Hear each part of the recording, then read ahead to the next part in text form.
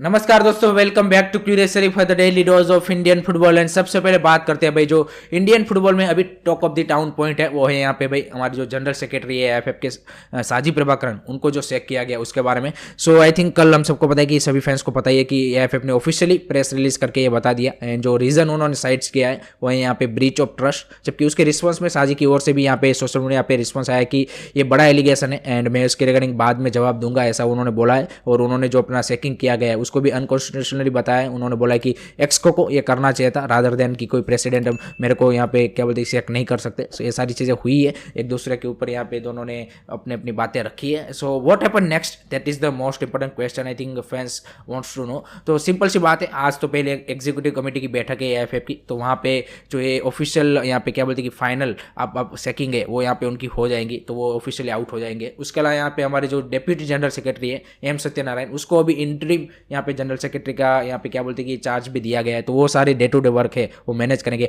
Already उनको जब वो डेप्यूटी जनरल सेक्रेटरी बने तो 2-3 उनको सेपरेट डिपार्टमेंट दे दिए गए थे कि वो खुद ही हैंडल कर रहे थे एंड उसमें किसी का इंटरव्यू नहीं था। तो I think he has that experience, तो उतनी ज़्यादा दिक्कत आएगी नहीं। और कर्नाटका स्टेट अफेयर्स में भी एज ए जनरल सेक्रेटरी वो काम कर चुके हैं, सो ही नोज कि किस तरह से एडमिनिस्ट्रेटिव पार्ट चलता है। डेफिनेटली नो डाउट एक स्टेट का और एक सेंट्रल लेवल का क्या बोलते हैं कि एडमिनिस्ट्रेटिव पार्ट को हैंडल करना is totally different thing, but he has the experience, so let hope so he has done his work very well.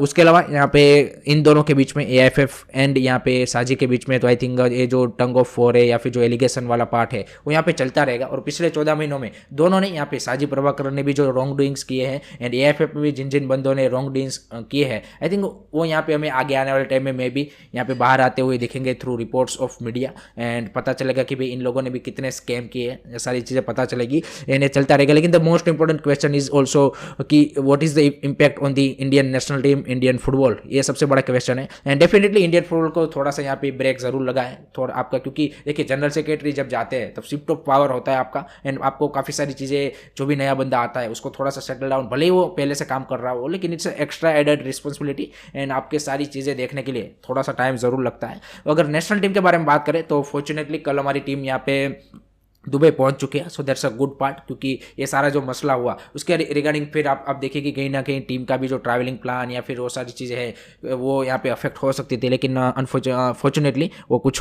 हुआ नहीं है, so that's a good part.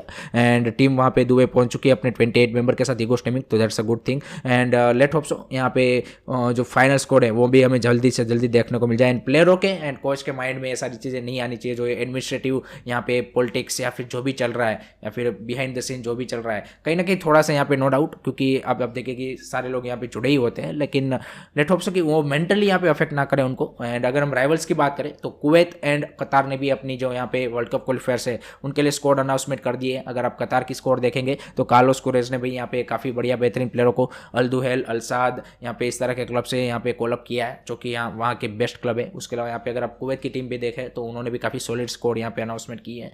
So it's a challenge, big challenge for India and next 12 days is going to be really important 12 days for the Indian football's future and किस तरह से हम आगे बढ़ने वाले हैं। सो लेट होप सो कि वो यहाँ पे talk of the town point बने, ना कि ये जो एडमिनिस्ट्रेटिव या फिर जो इंटरनल पॉलिटिक्स है एआईएफएफ का वो। So that is going to be really important मेरे हिसाब से।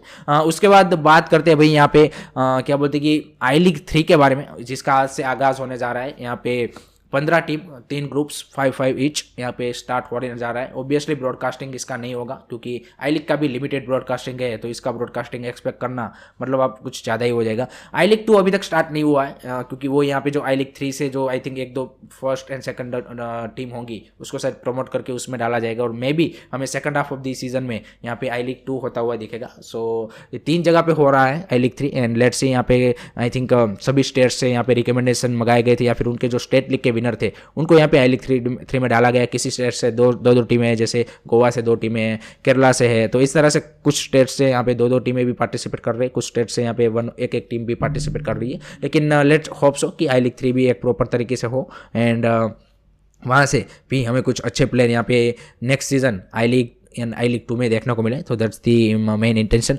उसके बाद बात करते भाई जो 2 वुमेंस प्लेयर कल हमने बोला था कि भाई यूरोप में जा रही है, उसका नाम सामने निकल के आ गया है, वो है यहाँ पे किरण पिस्दा एंड कश्मीरा। किरण पिस्दा हम सबको पता है कि छत्तीसगढ़ के ट्राइबल एरिया से आती है and that's a big move for him for her and in the Dynamo Zagreb जो क्रोएशियन क्लब है जहाँ पे ऑलरेडी ज्योति चौहान हमारी जो प्लेयर है वो इस सीज़न भी अपना सेकंड सीज़न वहाँ पे खेल रही है। लास्ट सीज़न हमारी 2 प्लेयर वहाँ पे थी डायनेमो ज़ैग्रेब में, ज्योति चौहान एंड सोम्या गोगुलोत, लेकिन गोगुलोत को इस सीज़न कॉन्ट्रैक्ट रिन्यू नहीं मिला है। ज्योति चौहान वहाँ पे खेल रही है and already Kiran and Kasmina जो कि इम्फाल मणिपुर से आती है, both the players are in regulars in the national team and let hope so कि वो भी यहाँ पे सक्सेसफुल हो। तो अभी हमारी total 4 Indian women's player are in Europe, Manisha Kalyan in Apollon FC Cyprus की जो लीग है वहाँ पे, एंड ज्योति चौहान इन ये 2 यहाँ पे डायनेमो ज़ैग्रेब में। तो that's a good thing. Last year हमारी 3 प्लेयर थी, अब यहाँ पे 4 हो चुके हैं। सो एवरी ईयर जितने भी ज़्यादा आपके प्लेयर ये यूरोप की जो प्रोफेशनल लीग है उसमें खेलेंगे, that's a good for the Indian women's football, because हमको पता है कि यहाँ पे उनको वो गेम टाइम और यहाँ पे क्या बोलते हैं कि प्रोफेशनलिज्म या फिर जो लीग है वो नहीं मिलने वाला। नो डाउट इस सीज़न से IWL 3-4 महीने का होने वाला है, लेकिन जिस तरह से वहाँ पे ऑर्गेनाइज होता है, यहाँ पे हम सबको पता है कि जिस तरह से भी AIFF ऑपरेट हो रहा है तो काफ़ी लंबा टाइम लगेगा उसमें। सो उससे बेटर है कि हमारी जो वुमेन्स प्लेयर है वो इस तरह की लीग्स में अगर जाएंगी एंड वहाँ पे रेगुलर खेलेंगी तो उनका जो ओवरऑल डेवलपमेंट है वो काफ़ी अच्छी तरीके से मेरे हिसाब से हो पाएगा। उसके बाद बात करनी है गाइज यहाँ पे हमारे जो इंडियन फुटबॉल में कोच रह चुके हैं एस्ली वेस्टवुड, जो कि Bengaluru FC, Punjab FC and उस तरह के क्लबों को मैनेज कर चुके हैं। वो यहाँ पे भाई अफगानिस्तान के नेशनल टीम के हेड कोच बने हैं 1 ईयर के लिए। तो आप देखिए कि मोस्ट ऑफ दी जो कोचिस है वो जो इन्होंने इंडियन फुटबॉल में काम किया हुआ है एज अ क्लब लेवल पे और एज ए नेशनल लेवल पे, वो अभी हमारे जो साफ के अराउंड कंट्रीज है, चाहे वो अफगानिस्तान हो, पाकिस्तान में स्टीफन कॉन्स्टेंटाइन है, नेपाल के कोच देख लीजिए वो already work in the India, Bangladesh के कोच देख लीजिए। तो मोस्ट ऑफ दी कोचिस जो इंडिया में काम कर चुके हैं वहीं यहाँ पे अभी हमारे आसपास के साफ कंट्रीज के अभी नेशनल टीम के हेड कोच है। एंड अफगानिस्तान के सामने हमको मार्च में 2 क्वालिफायर्स भी खेलने हैं जो कि इंपॉर्टेंट क्वालिफायर्स है, क्योंकि that 2 qualifiers we has to win. तो लेट्स सी कि एस्ली वेस्टवुड किस तरह से यहाँ पे अफगानिस्तान की टीम को मैनेज करते हैं, that will be interesting to see. उसके बाद भाई आई लीग में कल मुकाबला था Real Kashmir versus Churchill Brother का, एंड रियल कश्मीर ने अपना इस सीजन का पहला लॉस यहाँ पे झेला है अगेंस्ट चर्चिल ब्रदर। 3-1 से चर्चिल ब्रदर्स ने हराया है एंड चर्चिल ब्रदर्स की उतनी ज़्यादा बात हो नहीं रही है, लेकिन I think they are also one of the team की जो आपको टॉप 4 में डेफिनेटली फिनिश होती हुई दिखेगी, जिस तरह की उन्होंने टीम बिल्ड की है, जिस तरह की उनकी परफॉर्मेंस भी आ रही है। So I think Churchill Brother is also a team to watch out for in this season I League, क्योंकि बात ज़्यादा सिंधी डेक्कन, इंटर काशी, गोकुलम केरला, मोहम्मदन एसी इन सब की हो रही है, लेकिन चर्चिल ब्रदर के पास भी काफ़ी स्ट्रॉन्ग स्क्वाड है, अर्जेंटीनियन कोच है एंड काफ़ी इंटरेस्टिंग उन्होंने फॉरेन साइनिंग्स भी हुई है वहाँ पे। सो आई थिंक वो भी काफ़ी ज़्यादा टक्कर मेरे को लगता है कि ज़रूर देंगे।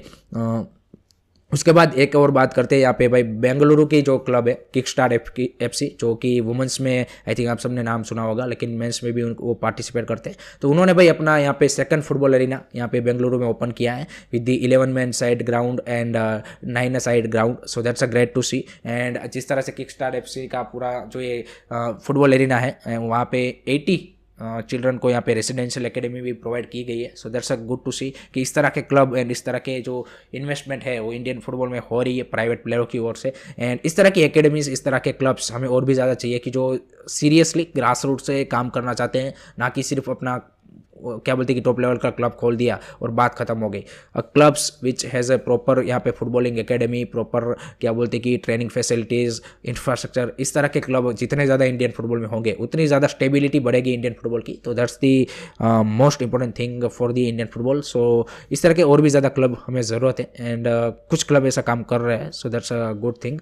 सो that's it from my side guys regarding today's Indian football news. I hope कि आपको वीडियो पसंद आया हो। Keep supporting Indian football, don't forget to like से सब्सक्राइब करिए। जय हिंद, जय भारत।